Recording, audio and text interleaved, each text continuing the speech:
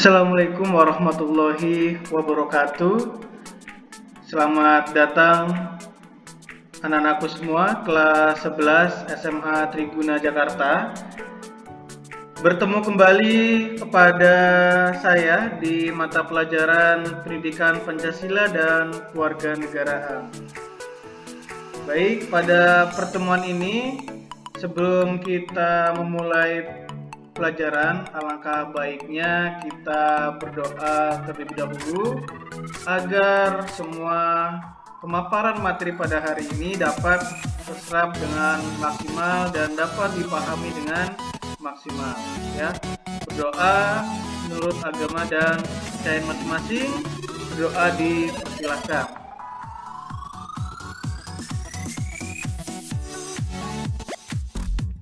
Doa selesai. Baik, pada pertemuan ini ya, kita masih membahas tentang hak asasi manusia ya. Minggu lalu kita sudah sedikit membahas tentang apa itu hak asasi manusia dan apa saja hak-hak dasar yang dimiliki manusia sejak manusia itu lahir ya. Sebelum melangkah lebih lanjut, kita perlu tahu pada pertemuan ini apa sebenarnya tujuan pembelajaran kita ya. Pada pertemuan ini kita akan menganalisis pelanggaran hak asasi manusia dalam perspektif Pancasila dalam kehidupan berbangsa dan bernegara ya. Tujuan pembelajarannya adalah peserta didik dapat mendeskripsikan makna hak asasi manusia ya, dapat mendeskripsikan atau bisa menjelaskan makna hak asasi manusia. Yang kedua, peserta didik dapat mendeskripsikan perlindungan dan pemajuan hak asasi manusia. Yang ketiga, peserta didik dapat menganalisis apa saja kasus pelanggaran hak asasi manusia ya. Itu yang akan kita pelajari, akan tetapi untuk poin ketiga akan kita bahas di pertemuan berikutnya karena untuk membahas poin ketiga ini perlu waktu yang lebih dalam lagi ya. Jadi kita fokus dulu untuk ke pertama yang poin 1 dan poin kedua ya. Sebelum lanjut kita mengingat lagi apa itu hak asasi manusia. Ada yang masih ingat ya? Tentunya masih beringat ya. Kita cek faktanya terlebih dahulu ya. Faktanya ya, semua orang ya itu dilarang menghilangkan nyawa orang lain atau nyawanya sendiri. Ini adalah pengertian hak asasi yang paling dasar banget ya. Ini adalah hak asasi yang paling dasar yang perlu kita tahu bersama ya, bahwasannya orang dilarang menghilangkan nyawa orang lain atau nyawanya sendiri ya. Yang kedua, tidak ada satu bangsa pun di dunia ini yang rela dijajah oleh bangsa lain ya. Jadi tidak ada manusia yang ingin dijajah ataupun disiksa, tidak ada ya. Yang ketiga, tiada seorang pun manusia yang ingin hidup sengsara. Ia akan selalu berusaha mencapai kesejahteraan bagi dirinya lahir dan batin ya. Itu adalah fakta ya. Ketiga fakta tersebut ya dapat kita simak bersama, dapat kita pahami bersama bahwasannya pada diri manusia itu selalu melekat pada 3 hal ya. Pada dasar fakta ini ya, manusia itu selalu melekat 3 hal. Apa itu sih 3 hal itu? 3 hal itu yang pertama adalah hidup,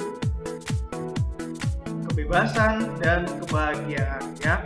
Jadi dari fakta-fakta yang terjadi, fakta-fakta yang tadi itu sebenarnya pada intinya adalah manusia itu selalu melekat akan hak dasar ya. Haknya apa? Yang pertama ada hak untuk hidup Yang kedua adalah hak untuk kebebasan, ya tidak mau disiksa tadi ya. Yang ketiga adalah hak untuk mendapatkan kebahagiaan, ya. Ketiga hal tersebut merupakan sesuatu yang sangat mendasar yang harus dimiliki oleh manusia, ya. Tanpa ketiga hal tersebut, manusia akan hidup tanpa arah, bahkan tidak akan menjadi seutuhnya, ya. Itulah yang mendasar, pengertian yang mendasar yang disebut adalah hak asasi, ya. Sampai di sini paham? Sampai di sini bisa paham ya. Selanjutnya kita lihat lagi apa sebenarnya hak. Hak itu sudah diatur dalam undang-undang ya. Ya, menurut Undang-Undang Republik Indonesia Nomor 39 Tahun 99, hak asasi manusia adalah seperangkat hak yang melekat pada hakikat dan keberadaan manusia sebagai makhluk Tuhan yang Maha Esa dan merupakan anugerahnya yang wajib dihormati, dijunjung tinggi, dan dilindungi oleh negara, hukum, pemerintah, dan setiap orang demi kehormatan serta perlindungan harkat dan martabat manusia. Ya, itu menurut undang-undang. Ya. Ciri-ciri hak asasi manusia ya, perlu kita tahu ternyata hak asasi manusia itu mempunyai ciri-ciri loh ya. Yang pertama adalah hakiki ya, ciri-ciri HAM atau hak asasi manusia adalah hakiki. Apa itu hakiki ya? Ciri-ciri hakiki itu adalah hak asasi manusia yang semua umat manusia sudah ada sejak ia lahir. Jadi sejak manusia lahir itu adalah hak yang hakiki. Contohnya adalah hak hidup. Hak hidup itu adalah hak hakiki seseorang, hak hakiki manusia sejak ia lahir. Itu yang paling pertama banget adalah hak hidup ya. Yang kedua adalah hak universal. Ciri-ciri hak universal artinya adalah hak asasi manusia yang berlaku untuk semua orang tanpa memandang status, suku bangsa, gender, dan perbedaan lainnya. Jadi tidak memandang semua itu, semuanya sama, semuanya memiliki. Itulah ciri-ciri universal. Ya. Yang ketiga adalah tidak dapat dicabut. Ya, artinya hak asasi manusia itu tidak dapat dicabut atau diserahkan kepada pihak lain. Ya, contohnya hak hidup. Ya, hak hidup ini tidak bisa dicabut ataupun dikasihkan ke orang lain, apalagi dikasihkan ke orang lain ya, itu tidak bisa dan tidak mungkin. Ya, yang keempat ciri-cirinya adalah HAM ini tidak dapat dibagi, artinya semua orang berhak mendapatkan semua hak, ya, dan tidak bisa dibagi-bagi. Memang ada hak hidup, tapi dibagi ke orang lain itu tidak mungkin, ya. Itu adalah hak asasi manusia. Ya, sebelum kita lanjut, silahkan kalian bisa disimak paparan materi saya di dalam e-book ya, dimulai dari halaman 3 ya. Kalian boleh sambil menyimak dari mulai halaman 3 gitu ya. Setelah kita tahu mempelajari tentang hak ya, yang namanya hak pasti ada yang namanya kewajiban. Untuk apa? Untuk sebagai penyeimbang, antara hak dan kewajiban. Sampai sini, ketika nanti ada yang mau bertanya, silahkan nanti saya buka pertanyaannya pada kolom komentar di Google Classroom ya. Oke, kita lanjut ya. Setelah ada hak ya, ada juga yang namanya kewajiban ya. Menurut ketentuan pasal 1 Undang-Undang RI nomor 39 tahun 99 ya, kewajiban itu adalah kewajiban dasar manusia adalah seperangkat kewajiban yang apabila tidak dilaksanakan tidak memungkinkan terlaksananya dan tegaknya hak asasi manusia ya. Jadi ketika seseorang itu tidak melaksanakan kewajiban, otomatis haknya biasanya tidak dapat sepenuhnya ia miliki ya. Kewajiban itu secara sederhana dapat diartikan sebagai segala sesuatu yang harus dilakukan dengan penuh tanggung jawab ya. Hak dan kewajiban asasi merupakan dua hal yang saling berkaitan. Keduanya memiliki hubungan kausalitas ya, atau hubungan sebab dan akibat. Jadi ada sebab, ada akibat, ibaratkan seperti itu ya, antara hak dan kewajiban ya. Contoh ya, seorang pekerja mendapatkan upah setelah dia melaksanakan pekerjaan yang menjadi kewajibannya. Selain itu, hak yang didapatkan seorang sebagai akibat dari kewajiban yang sudah dipenuhi. Contohnya lagi adalah seorang pelajar. Seorang pelajar mendapatkan ilmu pengetahuan pada mata pelajaran PPKN. Ya, itu semua sebagai salah satu akibat dari dipenuhinya kewajiban oleh guru, yaitu melaksanakan kegiatan pembelajaran di kelas ataupun melalui online seperti ini ya. Itu ya, jadi hak dan kewajiban asasi itu tidak dapat dipisahkan ya, karena bagaimanapun ya, dari kewajiban itulah muncul hak-hak asasi dan sebaliknya ya. Sampai sini mungkin ada mau tanya, nanti silakan ditanyakan dalam kolom komentar. Ya, ini ada salah satu gambar ya. Silakan nanti kalian jawab ya. Ini mana yang merupakan hak dan mana yang merupakan kewajiban ya. Bisa dilihat semuanya, ini adalah yang gambar dalam kelas, yang digambar dalam anak-anak yang sedang duduk ya. Anak-anak yang sedang duduk ini sedang belajar ya. Nah, anak-anak yang sedang belajar ini maksudnya hak atau kewajiban menurut kalian? Terus ini ada di sampingnya ada warga dan pelajar sedang bergotong royong membersihkan lingkungan. Nah, ini menurut kalian ini maksudnya hak atau kewajiban? Silakan nanti dijawab, bukan di kolom komentar, tapi di Google Form yang akan saya bagikan nanti setelah di akhir pembelajaran. Ya.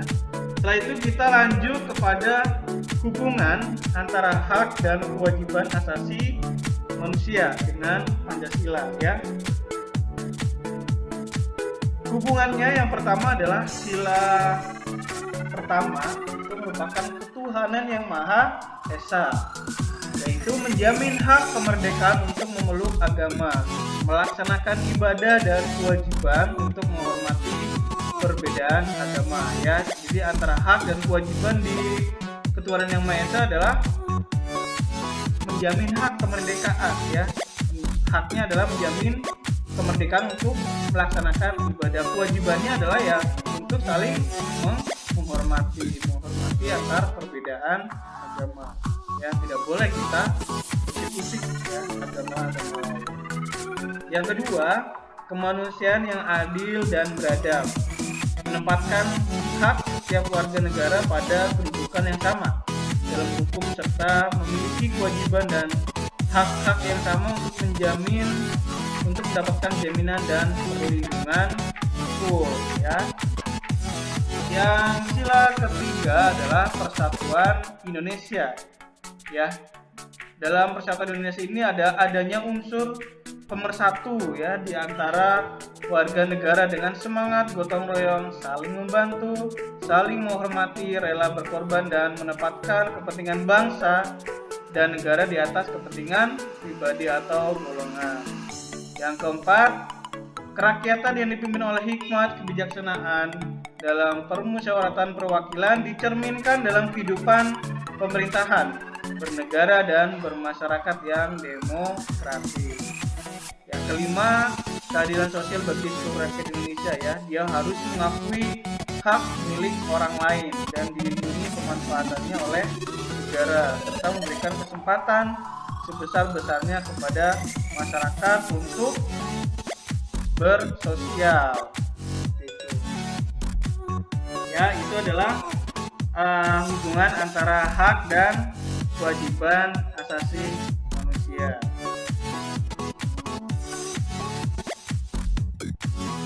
Ya, ini ada salah satu gambar ya, salah satu gambar warga sedang bergotong royong membersihkan lingkungan. Nah, silakan nanti kalian jawab. Gambar ini termasuk hubungan antara hak dan kewajiban pada sila keberapa? Ya, silahkan nanti kalian jawab pada Google Form yang akan saya bagikan setelah pembelajaran ini selesai. Ya, silakan ada pertanyaan ketika di sini. Silakan kalian ketika ada pertanyaan ingin diskusikan tentang hak asasi manusia, boleh kalian tanyakan pada kolom komentar ya. Seputar pertanyaan hak asasi manusia, ya silakan kalian tanyakan dalam kolom komentar. Oke, untuk itu saja ya yang dapat saya sampaikan. Setelah ini silahkan kalian ada beberapa pertanyaan untuk dijawab sebagai penutup dari pembelajaran kita ya. Pertanyaannya adalah sebagai berikut.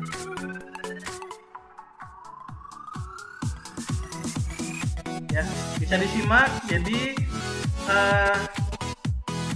sila dalam Pancasila ada 1 sampai 5. Silahkan dalam poin-poin sila Pancasila ini kalian jabarkan mana yang termasuk jenis hak asasi manusia dan jenis kewajiban asasi manusia. Jadi contohnya ketuhanan yang Maha Esa.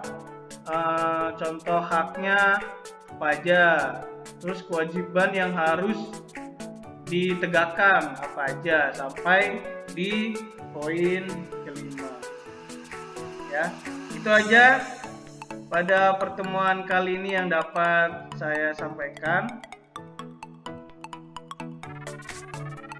Ya, terima kasih. Sampai berjumpa pada pertemuan berikutnya. Ya, terima kasih. Assalamualaikum warahmatullahi wabarakatuh.